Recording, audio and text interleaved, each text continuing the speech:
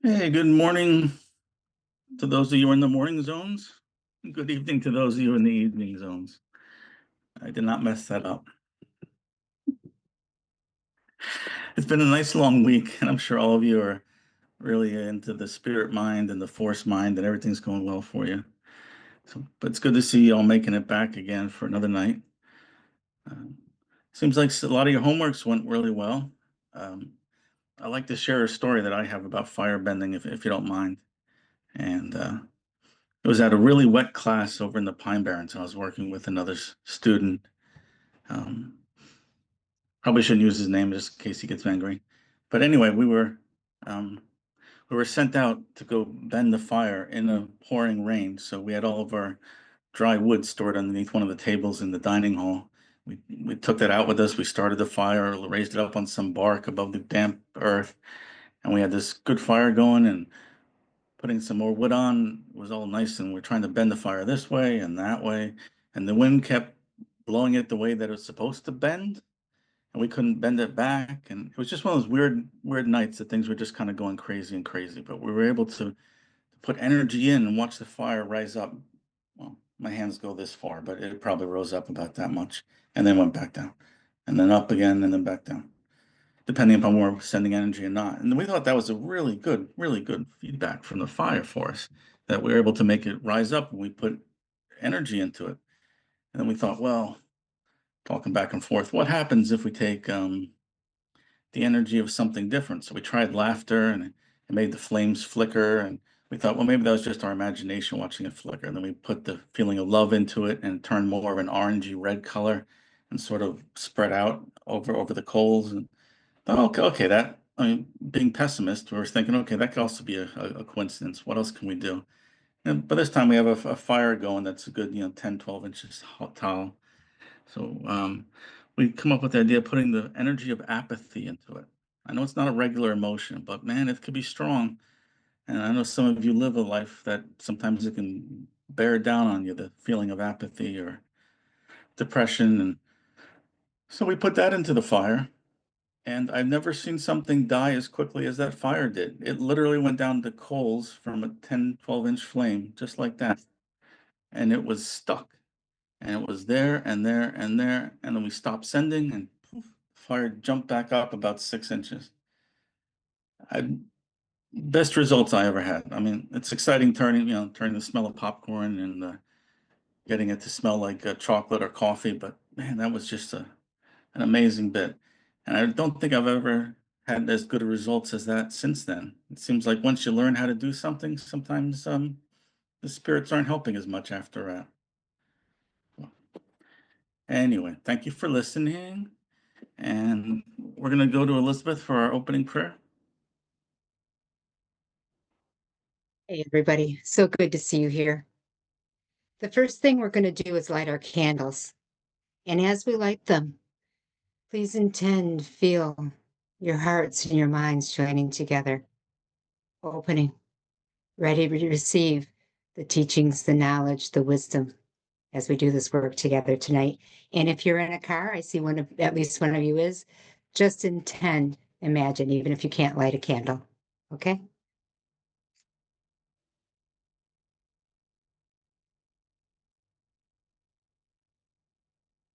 Feel yourself here in this beautiful sacred circle of Grandfather's camp. Feel the sand beneath your feet. Hear the winds in the trees. Feel your brothers and sisters joining here together, united, strong, focused, open, receiving. Grandfather, Great Spirit, Wusin, you who are known by many names, please smile down upon us. We are grandfather's grandchildren. We are Tom's children. We are children of the light. Please help us to embrace the knowledge and turn it into wisdom through our training and dedication. Help us to learn that any perceived failures are just a way of growing and learning and becoming stronger as we learn from those failures. For it is not for ourselves that we seek to learn these incredibly beautiful sacred skills handed down through time to us. We long to help, we long to heal the sick and the dying, the lost and the searching, and our dear Mother Earth. And take just a moment now for your own prayers in this sacred space. And when we're done, I'll say Shuna.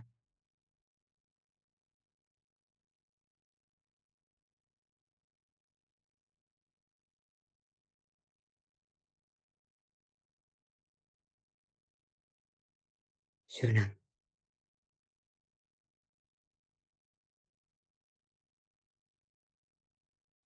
Thank you, Elizabeth. Really appreciate that. I needed a good prayer.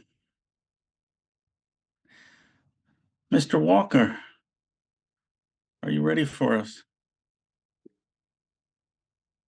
Well, I'm ready to get into talking about empowered spheres. And the empowered sphere is one of the best delivery systems for a healing, for a prayer, to communicate with another person or a group of people, to empower yourself, to the sky's the limit, right? Whatever you have a need to empower outside yourself, the empowered sphere replaces, well, it doesn't replace, but it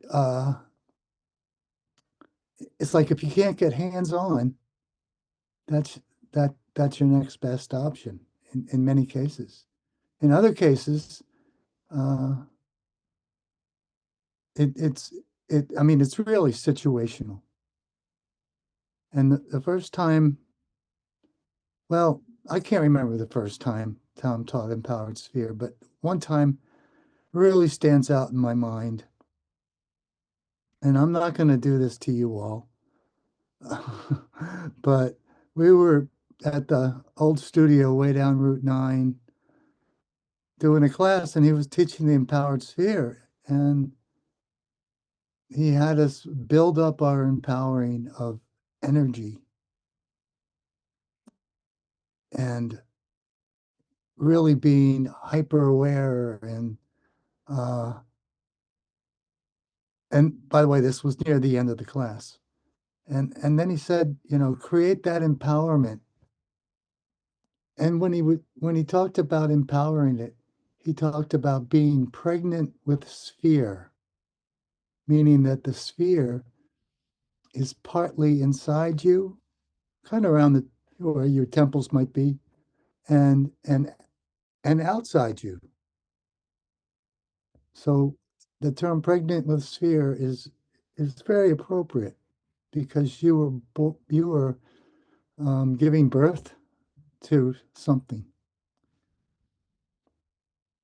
And so once the sphere is empowered, he had us float it out in front of us and expand to the size we could walk into it, like about 4 steps away in front of you. And then he said, surrender and walk into the sphere. And when we walked into the sphere, boom, I became so awake, so energized. And I don't think I got to sleep till 2 or 3 in the morning that night. And Tom did apologize the next day. Uh, he, he knew what he was doing. So, in communication, for the last 6 years, I've been meeting with a fellow tracker, a partner I work with every week for 6 years. And he's in Holland. And we send each other spheres of of energy. We might send, peace, and we might send energy and awareness, and I mean, and whatever we think the person needs or what they say they need more of. And it just has gotten better and better over 6 years. The more you do, the more it becomes real for you and other people. Um, I'm just encouraging you all to, if you can find a partner to work with, they don't have to be in the neighborhood. You can practice these skills, meet once a week for an hour. It's a commitment, but it also keeps you on your toes. A phone call, you could do a Zoom, I do phone. So you want to, when you empower that sphere, it's that same process of words and images and making those images real, and then turning those images and that in the visualization into feelings. The most powerful way to send a sphere is to send pure feeling. But I know for me that's hard. I'm working on that. That's a real focus of mine. How do I get to the feeling? White Deer talks a lot about that. White Deer, Tom's significant other, her but we but that's for another story. But she really focuses on feelings, sending the feeling. I've got a quote here, just to use this to talk about the sphere in grandfather's words. Create a sphere before you, as in the impassioned sphere, with what you need to do or become. Walk into the sphere, surrender, let go, and do.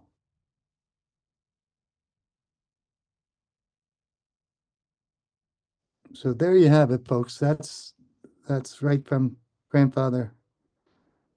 And that's what I'm going to ask you to do for your exercise, to create that sphere. Well, what sphere?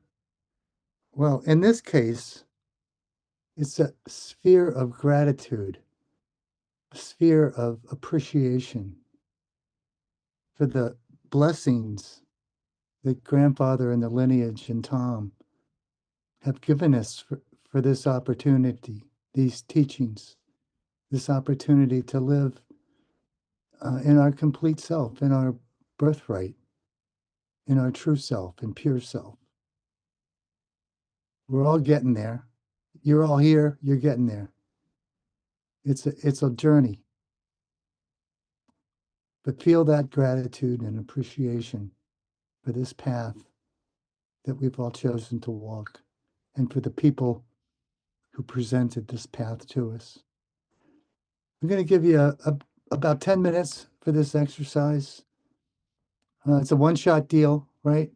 Wide angle vision, no trying. It's faith here, right?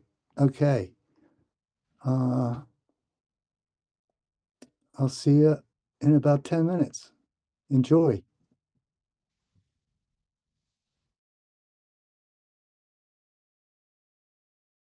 Some good feedback. I'm just going to take a minute to read it if you don't mind. Just a minute. What do you think, Randy? They hit the target? Bang on. That's what I was thinking. Yeah. Well, I'm just, I'm overwhelmed with gratitude for you guys. This is great to see the results. You certainly got it. And yet, this is another tool, a forever tool, another forever tool. Yeah. Well, thanks everybody for that. And Miss Nancy Klein, if you're feeling ready, Yep, we're we're ready ready. to roll here. Hi, everybody. We are going to go into something called, let me fix this here. There we go. The power palm, which I'm sure everyone's had. This is just going to be a brief refresher course on it.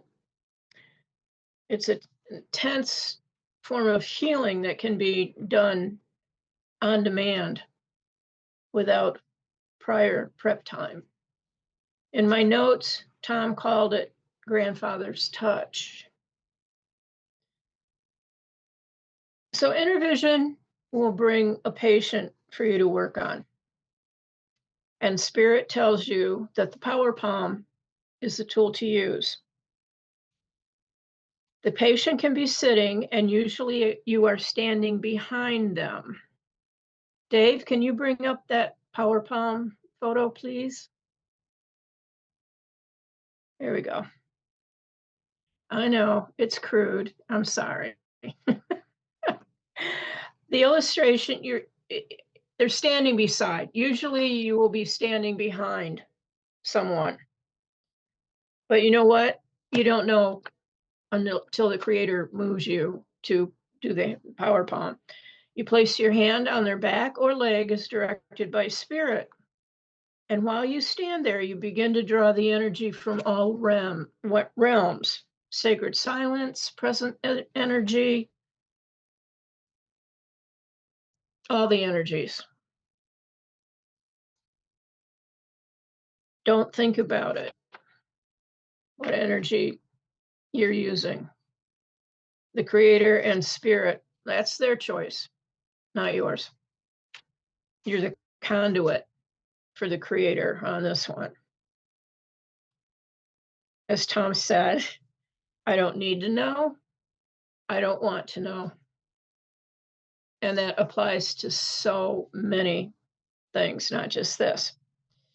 Once you fill with this energy until you just can't possibly contain it anymore, it's like you're going to freaking explode.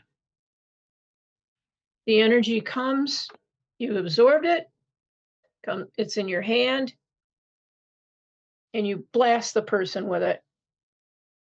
You just send and send and send.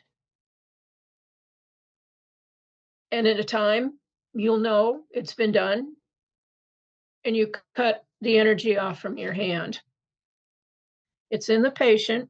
It does not go into the ground. It remains in the patient. It's not a grounding technique where the energy circuits through the patient and into the ground, into the earth. Remember, importantly, that none of the energy that you pull in is for you. You have to send it all and make it complete. Again, the conduit, it's not for the receiver, which is you. So you ask the patient to remain seated for the time being. I remember from many classes, you'd power pound the patient and they'd be like, oh my God, I feel great. You know, they're so energized, and they stand up and it's like they're drunk. So insist to them that they stay put for a couple minutes until they get their sea legs. And that kind of goes for you too, because you've just had a tremendous amount of energy go through you. In a way, it's not like a time release energy, but once in that person's body, it could be, because it's not up to you to decide. You've blasted an illness, a disease, a problem that they're having, just like any other healing that you're doing. But this is an exercise that you don't do in spirit.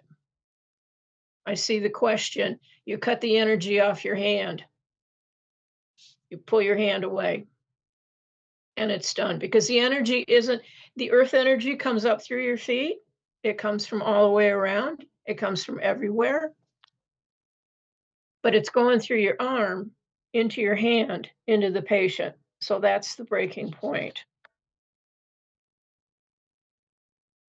Now, the power palm is not something you do in spirit, like in your medicine area or out in spirit or in any of the healing bands. This is something that you do in the physical. Now, the person could be standing, sitting, laying down, whatever works. Like I said, this illustration is kind of wonky, but it says what it needs to say. A couple of questions, a couple of stories here.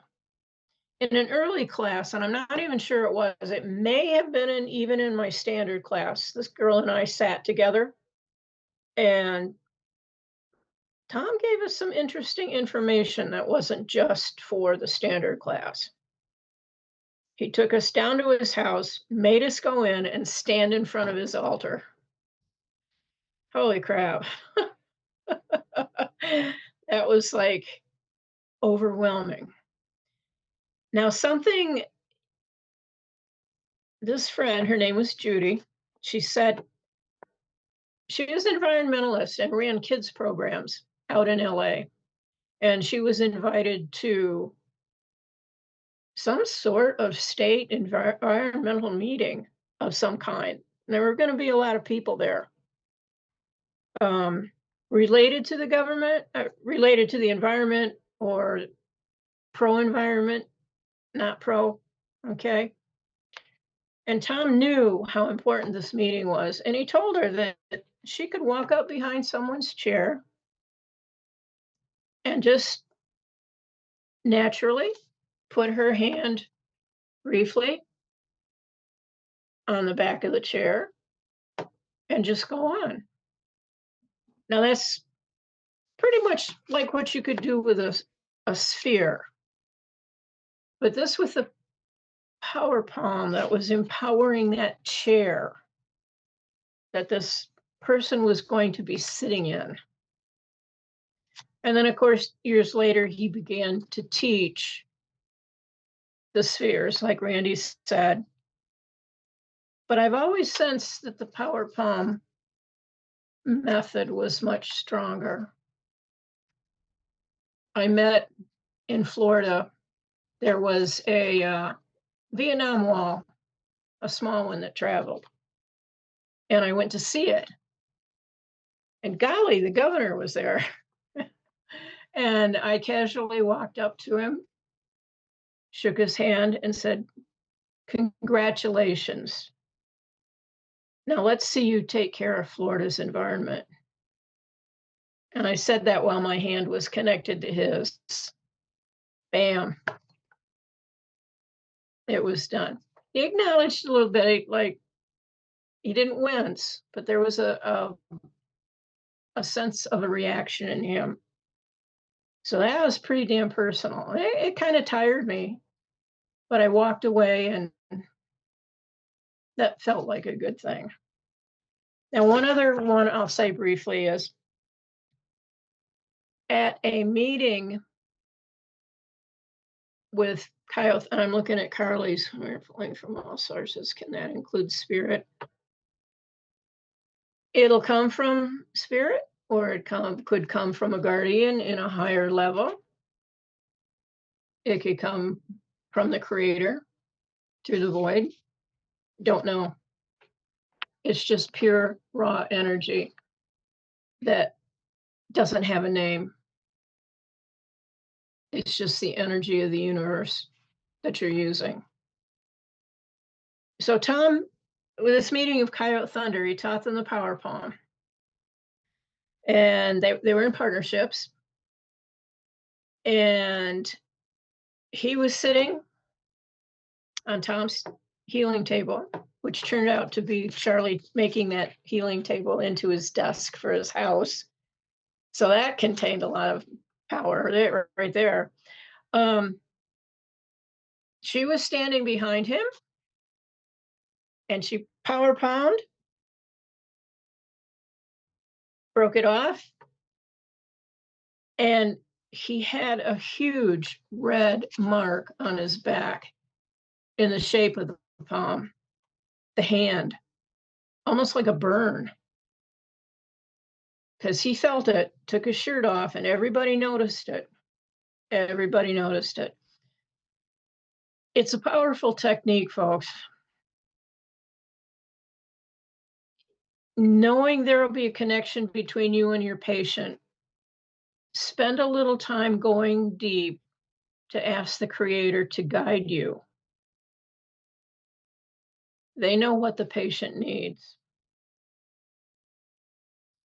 So it may be so powerful that it does leave a mark, or it may be as gentle as a steady stream of energy, but there's still more power in it than just a touch. So remember, you're a tool of the Creator. You're the conduit for this energy. Be very thankful for this gift. And I will turn it over to the other elders to maybe tell a story or two, what they've experienced with it. I'll jump in. Hi, everybody. Hope you're all doing well. This is one of my favorite stories. And when you get to where Tom's level is, and I'll set up the story. It was one of our winter classes, and we were at the Joseph A. Sitta camp, and we were in the lecture hall, and we were on break. And we had chairs lined up, and then Tom taught from the front. But we were on break, so people were doing stuff. And I happened to be standing, and I had my hand on the back of a chair of somebody, and I was having a conversation with them. And Tom walks from here, comes up to me, and gives me a shove. And he does that kind of stuff from time to time, you just never know with him. So he gives me this shove, and I'm like, hey, and I look at him, and then he just went, and he kept on walking. So I was having the conversation, and it was a deep conversation and not a lighthearted conversation. But afterwards, the man that I was talking to, just his whole body just changed, and he just got more light, like weight had been lifted off of him. And we finished up our conversation, and I felt something go through me. And I was like, I'm going to go up and ask Tom. And I did. And I said, hey, Tom, I said, that wasn't meant for me, right? And he just laughs and he says, nope. And that's all he would say. But imagine, that takes incredible amount of dirt time. But imagine, and it just looked like he was goofing around, but it went right through me to him. And it was such a marketed difference. So it was a teaching moment for me, and it was a healing for them. And I will never forget that. Thank you.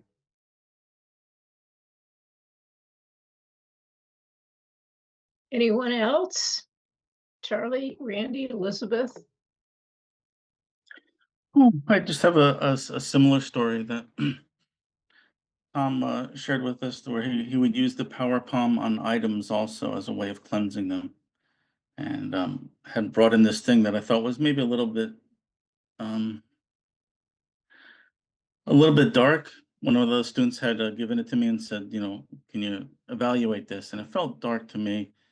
So I asked Tom for his opinion on it, and he had me put it in his hand. It was a crystal of some sort. It was a pinkish color, maybe rose quartz. But I'm not a stone person. Anyway, had me put it in his hand. He put his other hand over it, and you could just see the. And he's like, "Oh, it's not a problem anymore." But so it calls to be a way of cleansing items, not just healing people and sending energy to people. It can also be a way of empowering items like that. In other classes, he had us empower gifts that we were going to give to our grandkids and children and whoever else. Just picking up stones, pretty stones, and doing a similar kind of thing where you empower it and bring all the energy in from all around you. He was using the word presence energy at that time, pulling it in and then. So that was my fun with it. Randy? Yeah. It's more along the lines of being prepared. To be able to give Meredith that shove and send the energy to the person she was talking to, Tom had to be empowered, had to empower himself. I'm just making another shameless plug for morning sit time and as a time to empower yourself for the day. So that when you walk into the grocery store and you see that person and that you get this inner vision direction to lift up emotionally or whatever, to give them some kind of energy exchange for their betterment. You're ready. You all you have to do is gather the energy and find that opportunity to send it, because you don't have to begin at the beginning and sit there for 5 minutes before you don't have that time. You got to be ready. So empower yourself with that in mind each day. What opportunities might come to me? Thank you. And gang, at first it may take you a while to do this, just like with any of the other skills.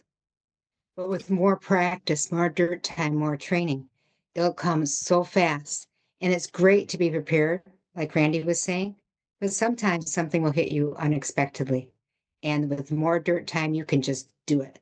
Just do it and help people, help things. You can even, if you feel called to, you can even empower objects in a store or where somebody will find them, or empower a pen. That's one thing I've done, is empower a pen like at a bank, knowing that the person who picks it up with that intent, with that empowered vision, whoever needs it will pick it up and receive that energy.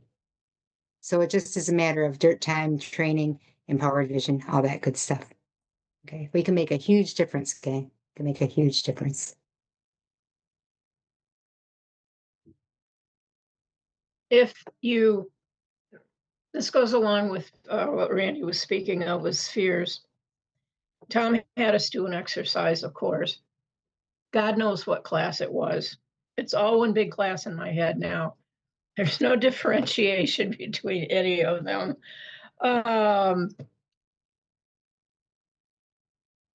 You can empower a sphere with energy, compact it, make it smaller, internalize it, store it in your shoulder, or store it in your chest.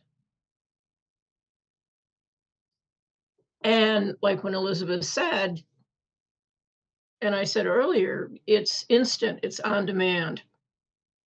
You have that energized, empowered sphere within you. and you can send it to that person. Doesn't need to be on the back, it can be on the shoulder. But you have stored up that emergency energy. And then as it's sent to the patient, you're the conduit, and even more can be added to it. So play with it. There's no exercise for this. You can do this at home. Start small. If your cat's feeling bad or the dog, you can empower that palm, that energy, and send it to your pet. That would work. You'll figure out small ways to use it and feel that energy. So thank you. I guess we're good. Charlie, not quite an hour. Do you want to Thanks. go to the next one? Thanks, Nancy. Yeah, let's go on to the we had a few questions before about how do you manufacture inner vision, direction, and extreme need? Like how do you find the reason to go into the world of spirit? We all have our medicine areas, which we're welcome in. Our spirit self lives there. So that's not too much of an issue. But to go beyond the great veil, you need very much so extreme need and inner vision direction. Well, at least need an inner vision direction.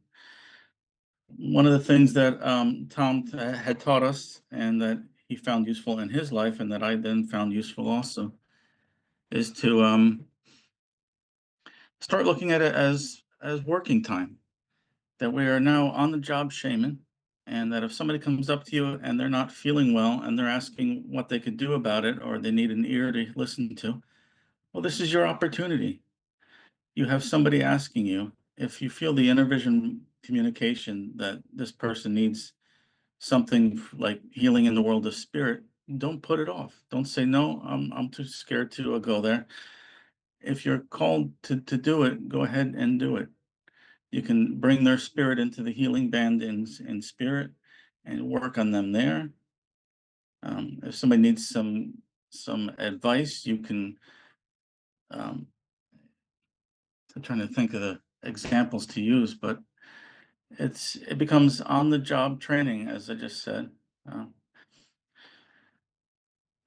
Being a healer is probably the best aspect of it. If somebody's going to come up to you at first, the best thing that I found to do is to work on them on a force level, because that's pretty easy to empower. It's pretty easy to find the need to do it on the force level. But you have to look for opportunities to heal people. You have to ask yourself, how can I help this person? And is there anything that I've learned that will make it more useful? Somebody has I had questions about helping a person, and I didn't know what to do about it. They were sick. They were asking for healing. So I went out to my medicine area and I asked in general to the all of creation in my medicine area, the world of spirit, hey, what can I do for this person? I feel inner vision directed to heal them, but I'm not sure what to do about it. And I got this strong urge to start walking out to the healing band. So that's what I did. I walked out to the healing band, this bright white light band of healing energy out in spirit. And when I got there, there was a spirit waiting for me, which has never happened before or since, but there was a spirit there. And they literally pulled up an image of the person that was asking for healing, put my hands in different places on them, and sent energy through me and into them as if they were like teaching me, this is how you got to do it. You got to do a little bit on this and that, and you got to pulse it a little bit for this patient. This is what they need, and it has to be more of a loving type of a feeling to it. I would never have gone out into the spirit healing band by myself for no good reason. I'd probably get my butt bitten off by demons if I tried. But here I was pulled out there. I was communicated that that's where I should go to do it. Other times it's just the force level healing. I could take the image of the person with me, the sense of who they are, and with intent pull them into the healing cave on the staircase there in the force bands. And I've done that also. a person, whether they're right in front of me or a little bit further away, pull them in, put them up on that healing table that I have in the crystal cave there on the force band, and heal them there. And I've done that for lots and lots of patients, and you start to get used to it, and it becomes feeling better and easier and more of an opportunity rather than just, pulling up force energy through your body and pushing it out through your hands, which works. And don't get me wrong there, but also it's a good reason to go into the healing cave and use that energy from there to help you to do it. You can question your that story that I told earlier about asking the trees, why is this horned owl all of a sudden running around? What's it all scared of? Well, that's something that you can do all the time with force energy. You see something weird happening outside, something is upsetting all the birds in the area. Do the same thing. Walk up to a tree and ask the tree, what is going on here? Near entity communication in the force. Don't quite get the answer that you need. Just go up, down another step to the far entity communication and ask the landscape around you, what is that out there? What is causing this disruption that cause all the energy to get all kind of weird and upset all the animals and the birds in the area? So there's kinds of ways that you can find this on the job training. We talked a little bit about sensing presence. Sensing presence is a never-ending kind of playing of a game. Can you sense somebody behind you? Can you sense them around the turn of a grocery store? Can you sense something underneath the ground around you? What can be done? So there's lots of ways to find. I don't want to use the word excuses, but to leverage the teachings that you've had to help other people, and also to learn as you're doing it. Just because you're not an expert at healing doesn't mean that you can't attempt to heal somebody, or forget the attempt word because that's trying, but you can heal them, and you should give it a try if you're inner vision directed and you feel the need to go into spirit to do it. I've never had a skills-based question, but Tom does tell that story about working nonstop for years trying to figure out a different basket weave to make a watertight basket. And then finally the spirits came and pulled him out into the world of spirit to talk to an old expert in it and learn how to do it. He was inner vision directed to follow this spirit who acted as a guide who led him out to the right person to ask the right question of. There was an interpreter there to translate the languages back and forth. There was protection. Protectors were around him so that no bad spirits could interfere with this conversation that he was having with this old basket maker. But there's things like that which you can do with your own skills. Exhaust all the physical aspects of it that you can. You're having trouble making a bow, or flint knapping. I'm just thinking of primitive skills, but there's even more modern skills that you can use with it. But exhaust all the physical possibilities that you can find with it. Exhaust everything that you can on the physical level. Go find physical teachers. And if you still can't get it, then go out to your medicine area and ask, is there somebody that can help me with this? And if the voice of the creator comes down and you feel it, that you need to go out into spirit, walk out to the great veil. See if a spirit guide is waiting. A spirit guide will be waiting to bring you to the right the right spot to learn what you need to. Maybe in the lesser spirits, it might be in the greater spirits. I've never been asked to go higher than greater spirits. So, I mean, it's pretty powerful up there and pretty intimidating, and I'm sort of happy in that aspect that they haven't asked me to go further. But doing things in the lesser spirit bands, somebody asked me about a relative that had passed, and is this dead relative okay? They knew that I did spiritual things, so they wanted to know. And I couldn't really calm them down with just words. I couldn't say, oh, it is with like platitudes. Oh, it is going to be okay. Everybody's okay in spirit. Everything's fine. So I felt it.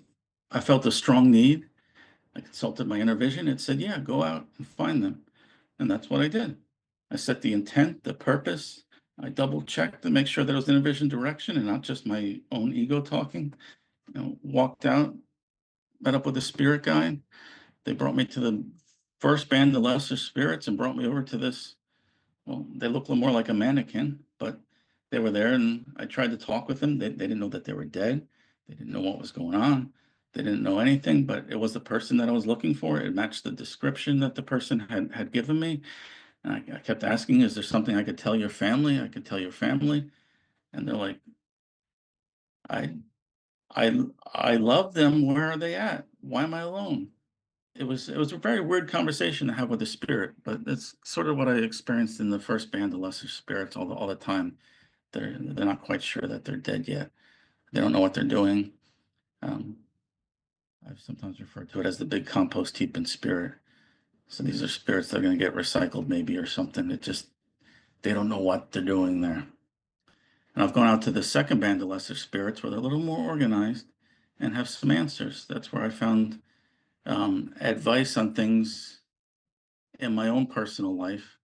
And it sounds like it's self-serving, and it felt self-serving, but when I was in a vision directed and double checked it, said to go out there because I need a talking to. I need I need some advice from somebody that knows what is going on. And I was directed out to the second band of Lesser Spirits there. And there was a spirit there that was very useful, very friendly, very comforting.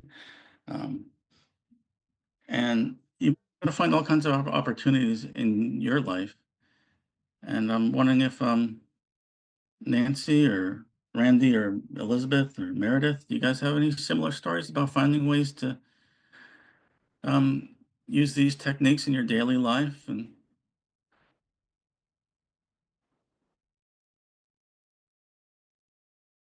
Opportunities abound. We just need to open our eyes, our mind, our heart to see them. Sometimes people say, well, I don't know. There's nobody around to heal. There's nothing I can do. Oh my God, gang. There's so much. Children of all species, plants, trees, the earth. And sometimes you'll be drawn to the force to do it. Sometimes you'll be drawn to spirit or sensing presence. And yes, sometimes you'll be drawn out past the great veil. Perhaps to band 9, to do a healing. And so many people, so many veterans have said that they've never gone out past the great veil because they're scared. Well, guess what? If you give in to that fear, the dark side is already won.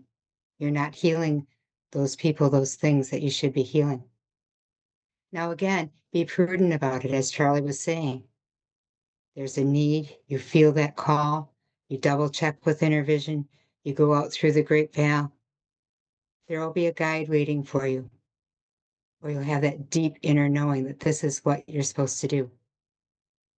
It's a little bit, it's not as safe as our sacred area. Of course, our sacred area is very safe. But if we're remaining in safety all the time, we're not growing. We're not learning. We're not becoming more powerful shaman. Now, don't do something stupid and just arrogantly go out there or emotionally feel compassion for somebody, but not that deep spiritual type of compassion. You don't want to go out there just willy-nilly, being led by your ego, by your physical emotions. But nonetheless, guys, just think, there are people, there are plants, there's areas of the earth that are longing, crying to be healed and helped. And if we feel that call and we check with inner vision, we'll out beyond the great veil. Okay? Be safe in the sense of checking things, but also have courage. You may be the only one that can do this healing for them. And I know Malcolm has said that sometimes he's done stupid things because he's very stubborn and very persistent and has gone out the great veil. And he said, even when he's done something stupid, he only got a slight spanking and he learned from it and he didn't do it again. Okay? So, but I can't encourage you enough to really put these skills to use. The earth and the youth, evidently, are crying for it. Okay, thank you. Oh, one Yeah. last thing. Yeah. I'm sorry. I just wanted to mention about the physically manifesting spirits. We need to be very respectful. Physically manifesting spirits are really, really strong dudes. I know there's bands beyond that. Coyote Thunder, the person, by the time he passed, he was at the physically manifesting spirit level. And also in my philosophy 3 and 4, I don't know, Vin was there in my classes, and students started calling them PMS. Ooh, the initials, physically manifesting spirits. Tom got really upset with us and said, don't ever refer to them that way. So have a good heart, be humble, be respectful, and you'll be fine. Just check again with your inner vision and have courage in hand. Thank you. Charlie, Thank just you, a Elizabeth. brief Thanks. thought here. We have all these skills embedded in us, in our cellular memory. I find that it can be as simple as a smile to someone, because as a sensitive, you know that there's something wrong with them or they're upset, and you smile. You can just smile, and that energy is sent in your smile. You don't have to touch anything. You can walk. Your feet are leaving tracks on the earth, and those tracks have energy, and people will walk through those tracks. These are things you don't even have to consciously think about. You just do them. There's sometimes with a healing, I don't actually see a person. It might be the illness or the disease or whatever. I see it on a cellular level and direct the healing energy towards those cells. It's done without thought. Just become aware of how much potential there is, or even just as you walk, empowering your critical edge with healing energy. And that sphere will move with you. You're not limited here to hands-on. You got to take yourself, dig a little deeper, and really think about all the potential there is out there to heal. Thank you. Thanks, Nance. Meredith? Just one real quick one, and I think maybe after we'll take a little bathroom break. But I during a Thanksgiving several years ago, I was going in the grocery store and got up to an aisle, and this woman was going back and forth, and there were two different items that she was looking at. I think it was breadcrumbs or something. I don't know what it was, but it was something with something without something. And I just watched her, and she was in this quandary. And I didn't, even it was so spontaneous. I didn't think. I just opened up my mouth and I said, it's frustrating trying to find the right thing, huh? And she goes, my mother-in-law, she goes, no matter which one of these I get, she's never going to be satisfied. And I looked at her and I said, well, then, there you are. I said, why don't you try something a little bit different? If she is not going to be satisfied no matter what you do, why don't you pick the one that you want? And she just looked at me, and this whole epiphany came over her face. And she looked at me, she goes, yeah, you're right. And she proceeded to know exactly which one she wanted to take. She goes, thank you. And with a little pip in her step, she goes off. And afterwards, I thought about it. I said, God, that's an odd, I don't usually try to engage people. People, need to do their stuff. But I learned after a while, I said, okay, oh, cool, yay, this is cool stuff. So it could be anywhere and anytime. So thank you. Thank you, Meredith. Mr. Dave, can you give us a 5-minute bathroom break sign? And even if you guys don't have to go, get up and stretch some.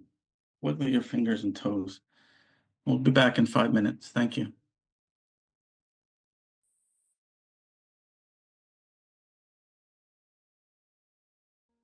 Hey, everybody. It looks like we're still short a few people, so I'm just going to give another minute or another second or two for people to catch up and come back from the toilet. Don't want to get ahead of ourselves or ahead of them. Oh, like magic. All the cameras are turning on. It's great. Glad to see so many happy faces. Now, last night we asked you to take down homework about coming up with a concise, empowered question about your personal vision. And I hope that all of you had a chance to do that. What I'm going to ask you to do is to take this question right now and to mull it over again, to really empower it. So connect with the world around you. And if you're outside, then enjoy the natural spirit going on around you, the natural world. But otherwise, connect with the physical world and state what your vision is and what this question is about it to yourself. Say it out loud. My vision is such and such. I think my vision, or my vision is such and such and such. And this is the question I have about it. And then see yourself turning that question into something that a spirit can answer, something that you can understand the answer to. Don't ask them, what is my vision? That might be too big to do in a one visit out there to ask a spirit about it. But asking something like, my vision is to heal others. Should I go and practice this or should I practice that first? What is my next step? Questions like that are the most useful I've found. So I'm going to ask you to take about 2 minutes and take your question that you've already worked on and sort of bring it down and empower it more and more and more and polish it up a little bit. And then come back in just about 2 minutes from now. And we're going to do a lead meditation where you're going to take this wonderful question that you have and try to go get answers for it. So I don't know if I can ask Dave for the 2-minute clock. I don't know if that's possible, but if not, I'll just count for you. Oh, he can. Jeez, man, that guy's good. All right, back in 2 minutes. Welcome back. Now you had last night to work on your question, and we just sort of polished it up a little bit now.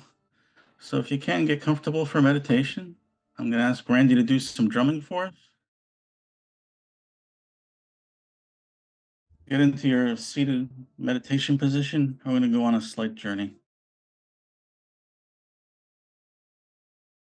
Thank you. Good picture.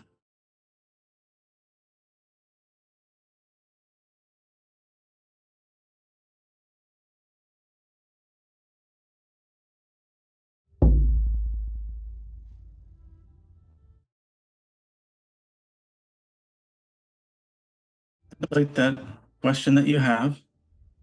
Contemplate that question about your vision, about the vision going forward, about the future of it, how it relates to you. Hold that question with you and take a deep breath and surrender.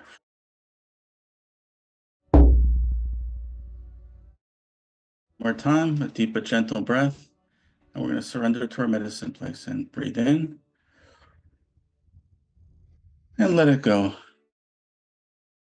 You find yourself in your medicine area. I want you to walk towards your sacred area.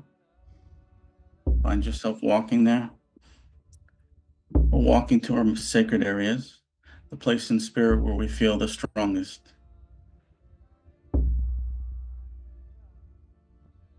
We're walking. We're walking. And we're there.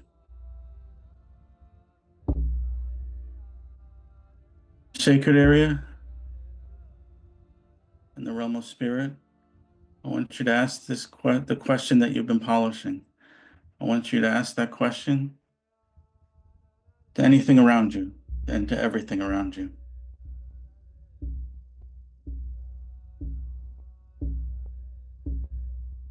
You to feel this question as energy. Take this question and turn it into energy. Use pictures, use passion, use imagination, but take your question and work it into an image, something that you can hold on to as a mental picture. Feel it developing as a mental picture. And then just in your outstretched hand, I want you to imagine it developing there as a sphere of light and energy. Your question is resting in your hand, like a softball of questioning energy. Feel it, empower it, pour more energy into it, pour more passion into it. Feel the need, feel the extreme need to answer this question. You're a shaman, you have a vision. People are going to need you. You need to learn this. Feel this energy in your hand and take this ball, this sphere of questioning energy with you and walk out towards the Great Veil. You're walking down that trail towards the Great Veil, carrying your question with you like a light, like a lantern. Take this question with you. You're going to see your landmarks for the Great Veil up ahead. Walk towards them. Walk towards them. And walk towards them. You're now at the Great Veil. See your landmarks. See the question in your hand. Feel its energy. And step through the Great Veil. And find yourself in the spiritual, all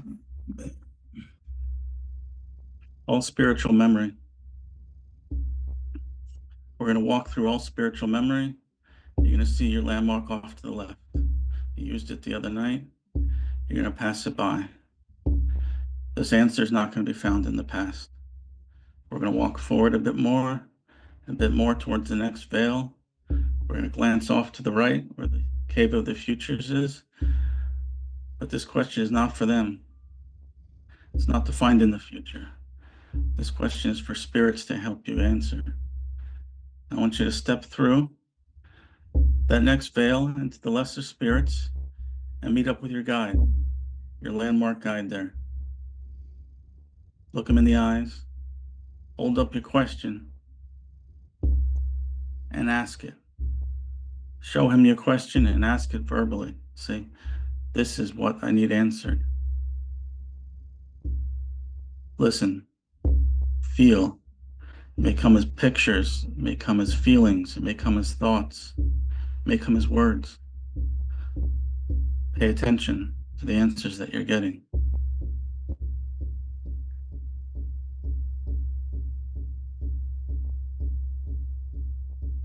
Remember these answers. Hold on to these answers. Listen.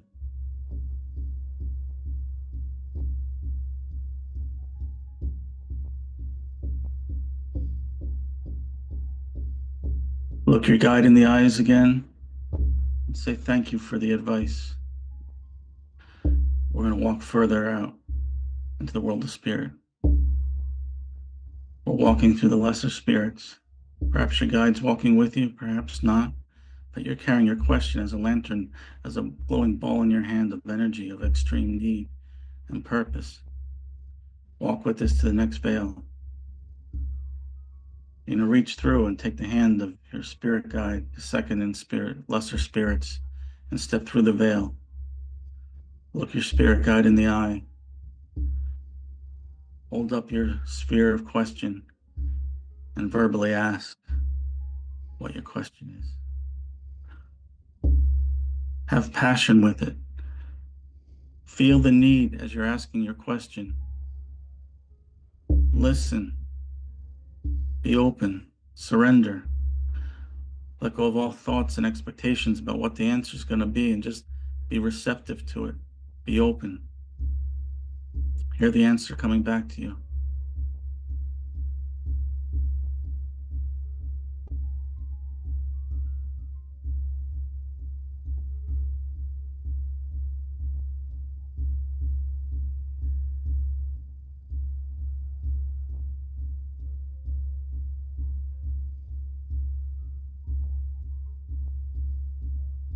Listen, feel the answer, look them in the eye and thank them. You have more opinions to get. We're going to walk towards the next veil. Your spirit guide may or may not come with you.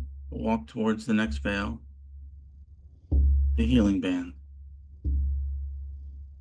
When you get there, you're going to gently slide through that veil into the energy of healing all around you, the bright white light. We're going to follow that barely visible footpath ahead. We're going to follow it. We're going to follow it. Up ahead, we see another veil. We're going to go up to that veil. And we're going to step through it and meet our landmark in the first band, the greater spirits. Look your landmark in the eye. Look your spirit in the eye. Hold up your question. Say it out loud. Say it with meaning and feeling. And surrender and be open. Be open to communication. Pay attention to what they're telling you.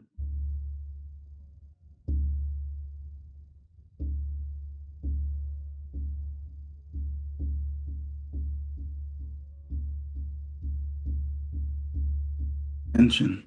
Listen.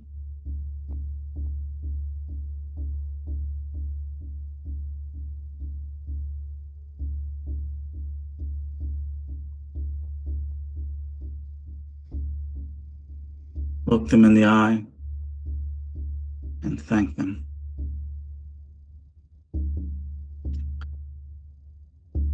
Leave with our question to get another opinion, one more viewpoint. We're going to walk towards the next veil, the second and greater spirits. We're going to get up to that veil and step through it and find our landmark guide. I want you to look them in the eye, hold up your question, and ask verbally your question. Surrender, let go of all thoughts and emotions, expectations. Be open to the answer.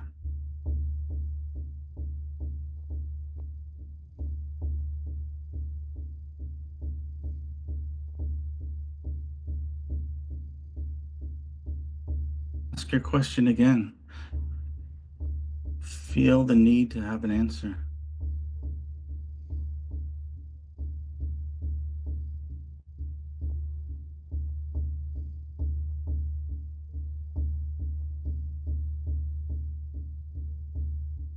Rapt attention to what they're trying to communicate back to you.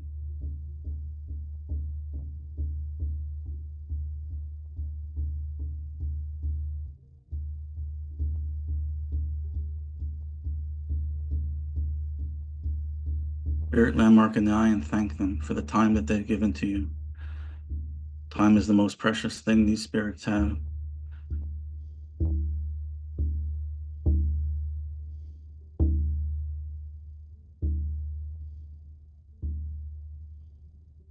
Thank them and turn back towards the veil behind you. We're going back into the first band of greater spirits. Walk through.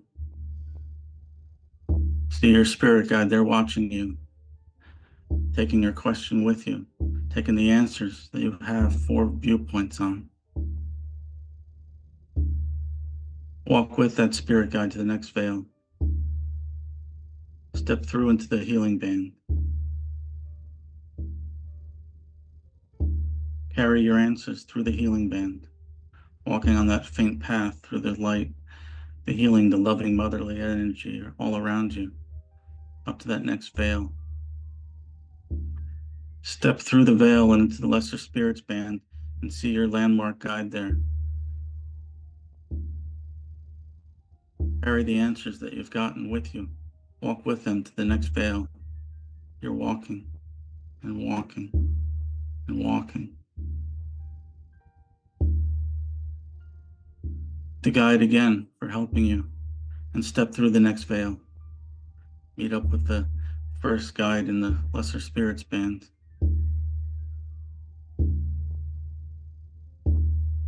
Thank them again and carry your question and your answers with you.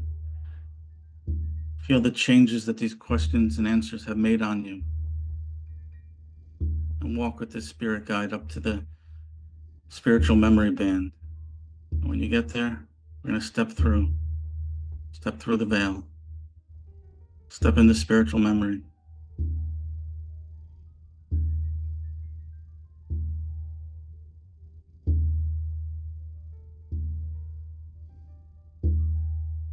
Keep walking on that path, past your landmark for history. You'll see up ahead of you your landmarks for the Great Veil. Walk up to the Great Veil, walk up to your landmarks, carry your answers with you, and step through back into your medicine area. Go into your medicine area, walk further in towards your sacred area, walk more and more.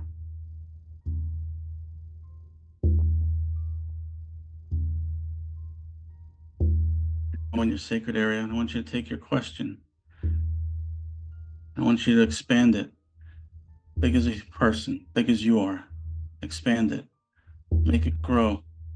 Feel the answers that have been given back to you and step into this sphere and surrender, let go of all thoughts, all expectations. Just surrender to all the answers that you've received.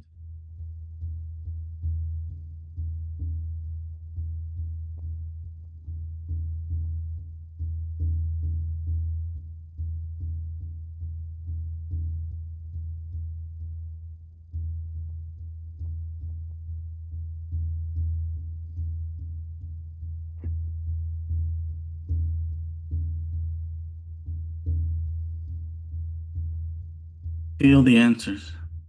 Feel them as part of yourself now. In a minute, we're going to jump back to the top of the stairs. When I say it, we're going to switch. Ready? Switch to the top of the stairs. Feel yourself in your subconscious, the place where inner vision comes through and translates all the messages for you. Take these answers with you. We're going to switch back to the flesh in just a moment. And switch back to the flesh. These answers are still fresh for you. And thank you for doing this. All the answers are still fresh in your mind. I want them to write them down in your notebook. Write down the 4 answers that you've gotten from 4 different spirits. Compare and contrast. See what they agreed on. See what they were different on. See which ones had answers for you and which ones maybe didn't. Ask yourself, did you empower your question enough? Was it concise enough that they could understand your question? Were you able to understand the answers that they gave back to you? Put all this down in your notebooks and then give us some feedback. Dave, can we have 5 minutes on the clock? We'll see you again in 5.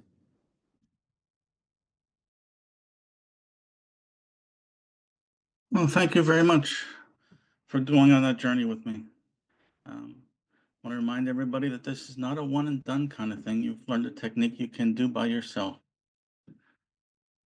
So, strong, empowered question, inner vision direction. In this case, you were directed because the spirits wanted you out there.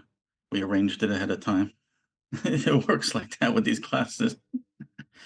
But you were safe as you walked out there with your question, and you got 4 different answers from 4 different spirits. Some of you only from 2 spirits or so on, but it's something that you can do in the future. So take that with you. Take it with you. Now, the next thing that we wanted to talk about is using inner vision interpretations in making big decisions. Why, you ask? Why would anybody need to have any kind of advice on making important decisions in their life when inner vision can just give you all the answers? Well, I just want to bring it back to what we're talking about, perhaps in your Phil 1 class, maybe earlier in this class. But our subconscious mind is the interpreter. It's the bridge to the spiritual realms, the levels of the force and the spirit. And all the communication that happens out there is somewhat abstract, somewhat emotion-based, somewhat thought-based, things that really don't make sense to our logical minds so much. So it has to be interpreted back into our physical minds through our subconscious.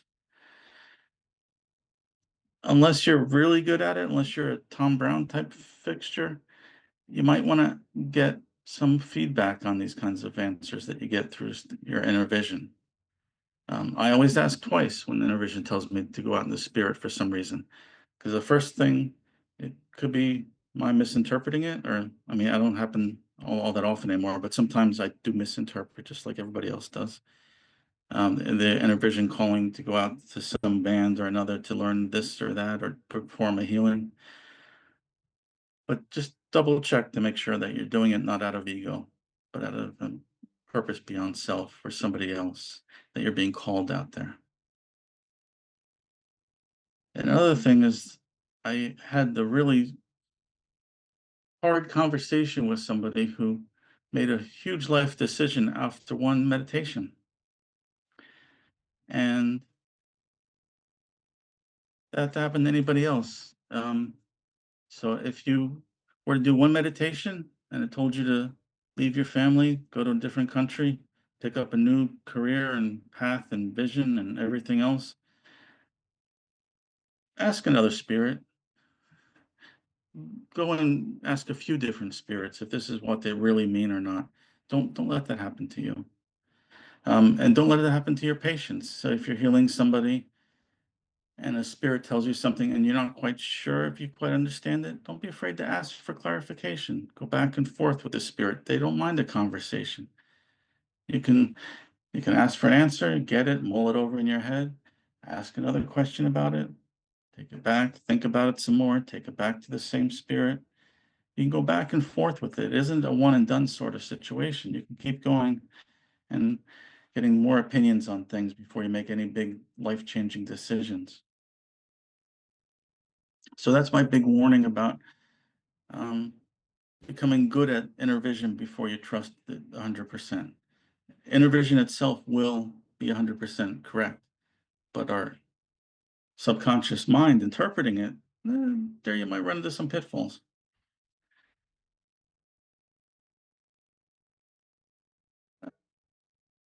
Meredith, Nancy, Randy, any of you guys have something to add?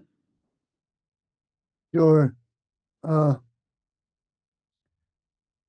thing about inner vision is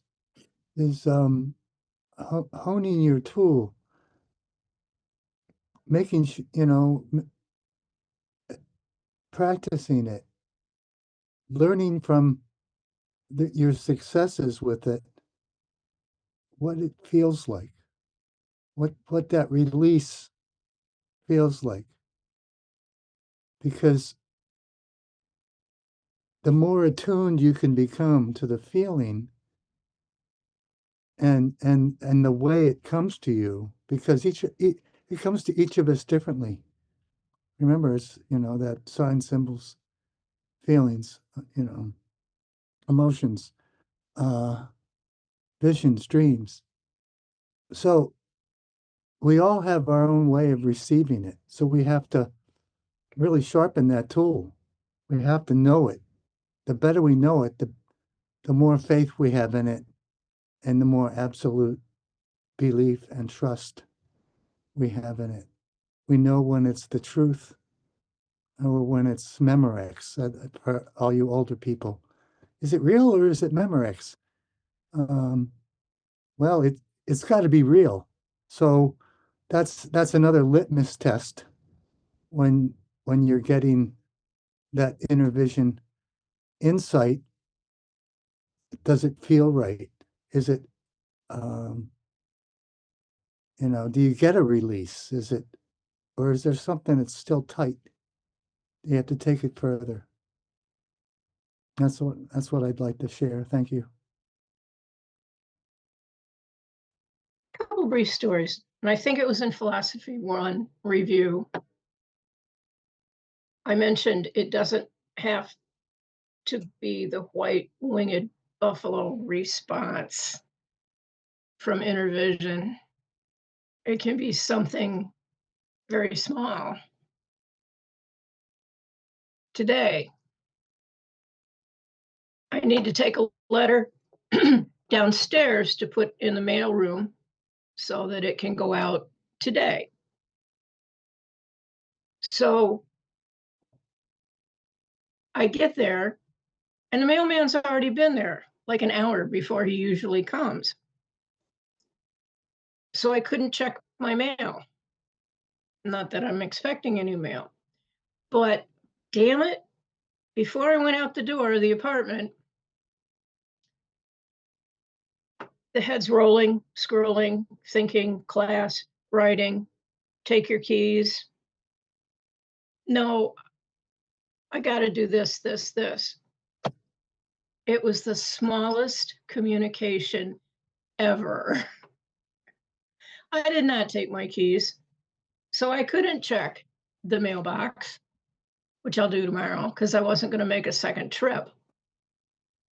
But it was just one of the fleeting thoughts that doesn't make a big wave. Sometimes intervision direction doesn't make a big wave for whatever reason. I don't know. But I had to laugh as I was reviewing what we were going to talk about tonight. And I had to laugh because it was such a grand lesson. And not like the intervision that kept hammering at me years ago to call my dad. And I didn't call my dad because, gosh, it was lunchtime or it was dinner or I've got to do this, got to do that. I was living at a friend's house and there was a knock on the door and I was living in the sunroom part of the house. And Billy went to the door and it was a cop. And the cop said, "There's been a death in the family." And I knew right away, out loud, I said, "Yeah, that's my dad." And intervision was screaming. And I was too busy to respond, making excuses. So intervision can scream that loudly as well as little things. It's tricky, it's nuanced, and it's nothing that you can come up with unless you're aware of it with dirt time or whatever. I mean, my dad was ill. It wasn't a shock, but yet the first thing I thought of was I didn't call him.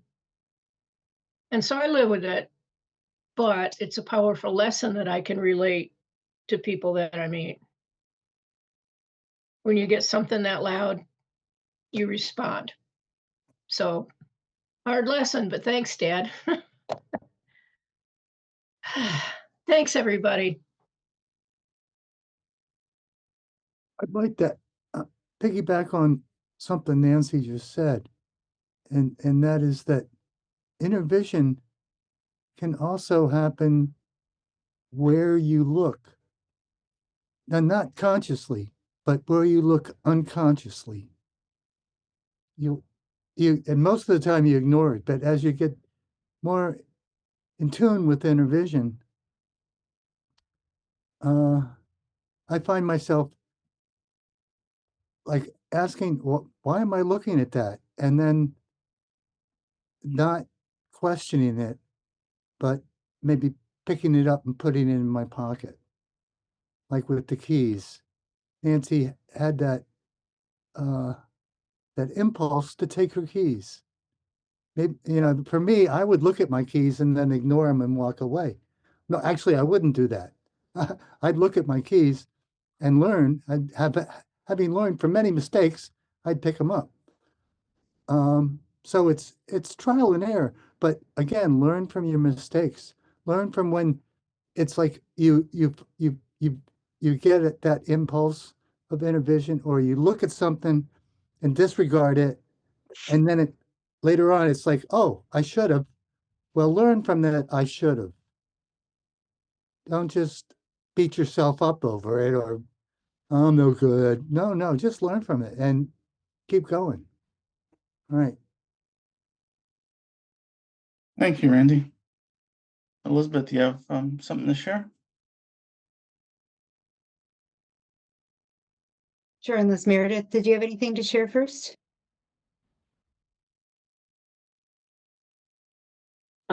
Just one brief thing is that for me, inner vision was something that really took time to know what it felt like inside of me.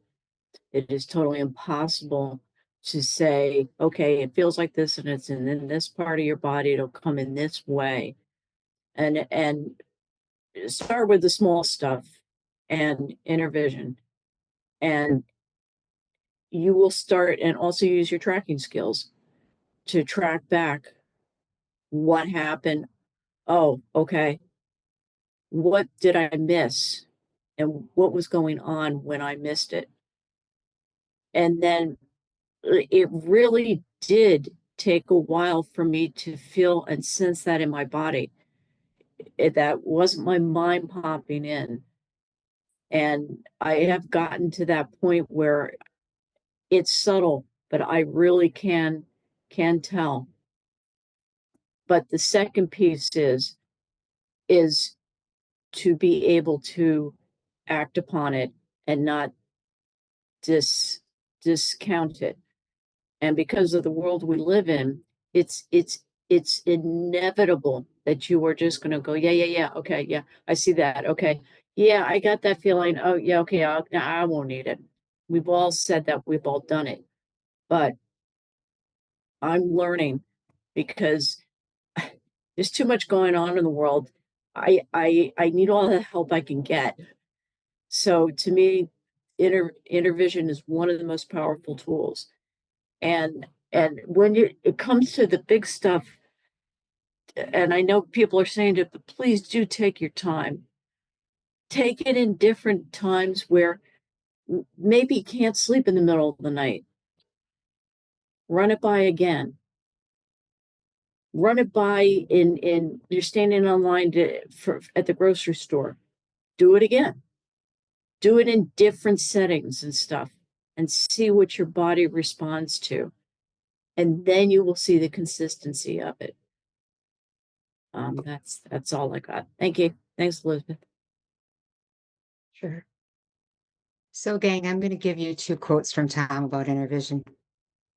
One is the more you use that inner vision and pay attention to it, the more it will hammer through when you need it. He also said, inner vision is a communication and can be an early warning. You've got to nurture it. You've got to pay attention. We have to take time to check in with our inner vision. And as the other ones that were saying, we really need to be aware of and observe those little nudges that we get. Maybe it's a simple thing. Drive down this road instead of that road. Well, see if you can physically verify it. Maybe there was a car accident on the other road. Or maybe by going this way, you saw someone you haven't seen for 10 years. Just keep honing it. Keep that awareness up. Journal it. Notice what it feels like. And there are various exercises that you can do. Now, I think Charlie said this in Philosophy 1, but where is the nearest mullein plant? And you feel this way, tight, this way, tight, this way, or release. And then you say, okay, how far out? 5 feet, 10 feet, 15 feet, and you get a release. And then you can go and physically verify. Anytime that you can do exercises like this that help you to physically verify something that you're bouncing against your inner vision, it will help you hone it, uplift your skill, be more aware. Okay. So if it's a major decision, like getting a divorce, leaving your family, moving to another country, and all that kind of stuff. My God, gang, you owe it to yourself, you owe it to your family, you owe it to your spouse to make sure that is really what you're being told, that you're not being tricked into doing something at these major life decisions.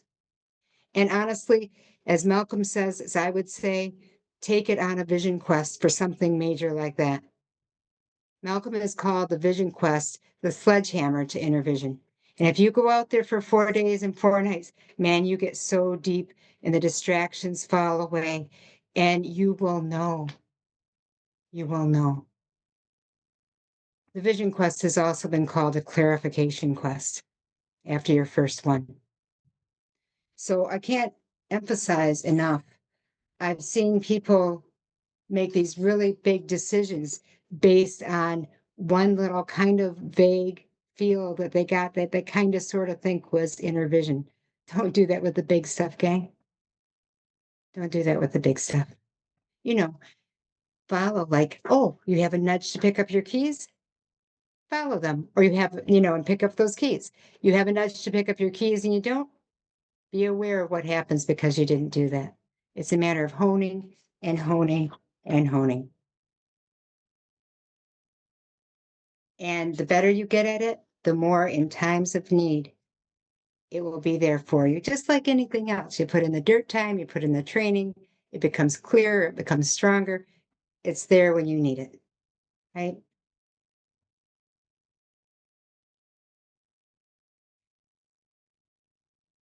So anybody else have anything to add?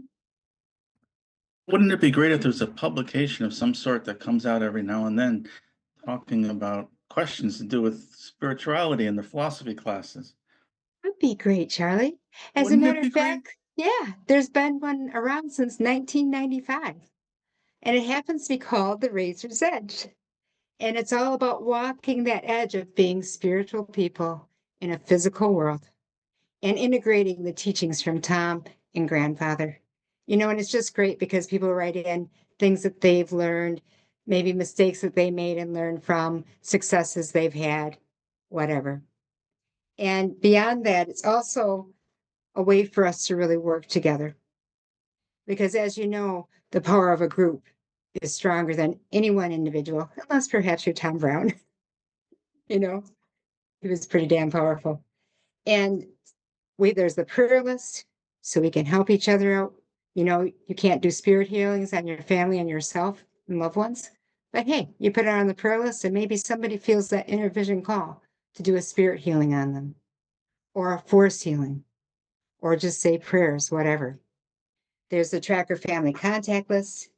There's a monthly gathering in spirit, which each December, Charlie was talking about empowering something for kids or your grandkids or whatever. Each December, we invite anybody who's joining in to get a toy or something that they're going to give to someone they know, or it can be for the toy bank, whatever. We all envision it in the center of the circle and then empower these gifts with whatever those kids need. And then when they get the gift, guess what? They get that empowered energy. And we may not see the results unless we're right with the kid when they get that gift, but it happens. Like grandfather said, I don't need to know. I don't want to know. Just have that faith. It does happen. So that one happens every December. There are other meditations that happen each month for the gathering in spirit. There's also the Tracker Family Contact List. After we get out of a class, it can be hard to find other trackers in our area and things like that. So the Tracker Family Contact List, it is listed by country, by state or province, by city. And it's just only on a volunteer basis.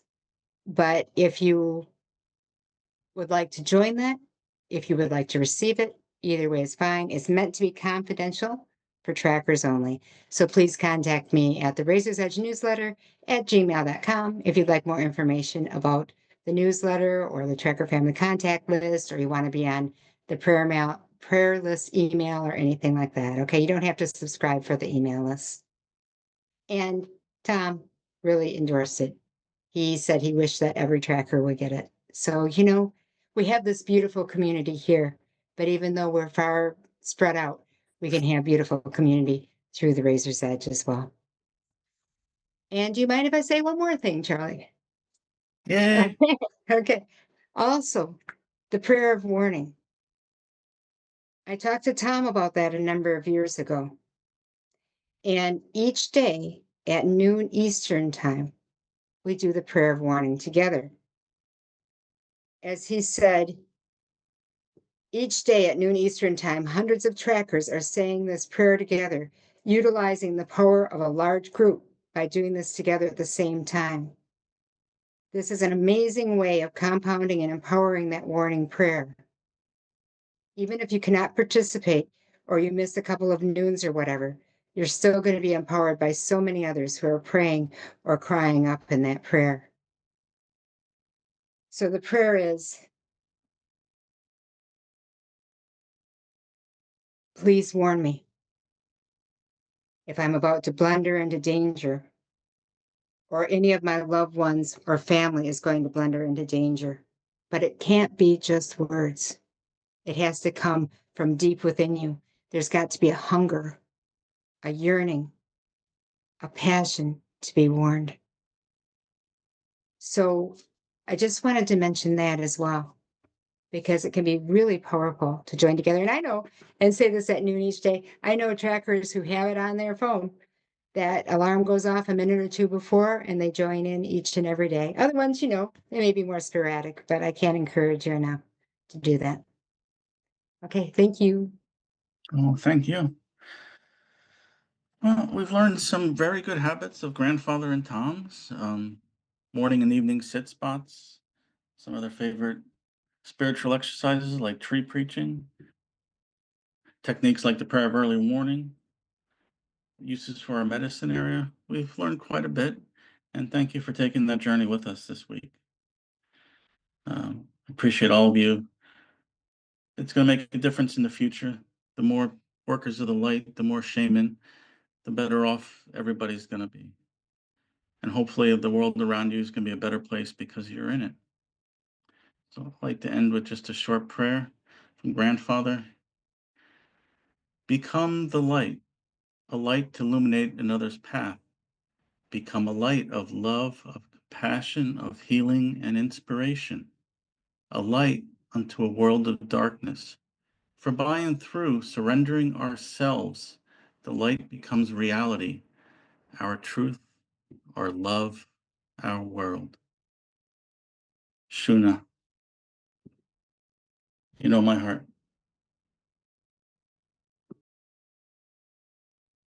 Well, if we're feeling good, we could turn our speakers on and talk to each other a little bit.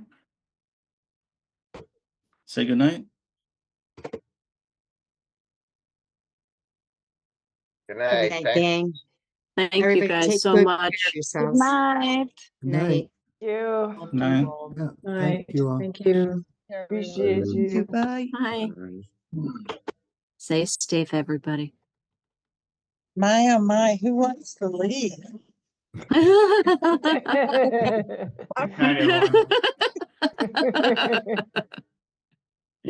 Bye, everyone. Have a good weekend. And thanks so much. Cheers. Thanks so much. Thank you, Goodbye. David. Good night, everyone. Good night. Thank you, David. Thank you, Kat. And thank you, Marcy. Marcy. She's somewhere here still. Yeah, she is. Night. Good Thank night, you for all all. that you do. Love Good you. night.